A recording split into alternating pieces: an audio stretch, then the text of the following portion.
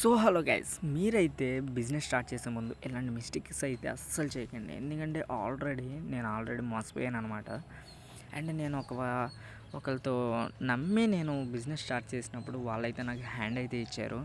ఇది normal hand అయితే కాదు. అండ్ ఎన్ని కష్టాలు వచ్చినా సరే నేనైతే ఈ బిజినెస్ అయితే వదులుకోను. ఎందుకంటే నాకు బిజినెస్ అంటే చాలా ఇష్టం. ఒకరోజు కష్టం వస్తుంది, ఒకరోజు నష్టం, అండ్ ఒకరోజు ఏదైనా జరగచ్చు.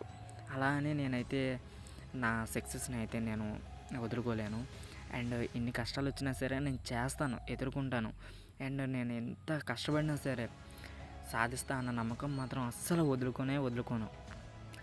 అండ్ బై ద వే, విజయం సాధించాలంటే మనకి చాలా అంటే చాలా కష్టాలు వస్తాయి. మామూలుగా కాదు. మొత్తం జీవితం అంతా ఎదుర్కోవాల్సి వస్తుంది మనం స్టార్ట్ చేసేంతవరకు. అంతెందుకు, ఎలాన్ మస్క్ తన ఓన్ కంపెనీ పెట్టే కొత్తలో టోటల్గా వీక్కి ఎన్ని అవర్స్, 168 అవర్స్ ఉంటాయి. దాంట్లో అతను వీక్కి 100 అవర్స్ వర్క్ చేసి అలాగే 10 ఇయర్స్ బిల్డ్ చేశాడు. 10 ఇయర్స్ కష్టపడ్డాడు. ఇప్పుడు ఏ స్థాయిలో ఉన్నాడు?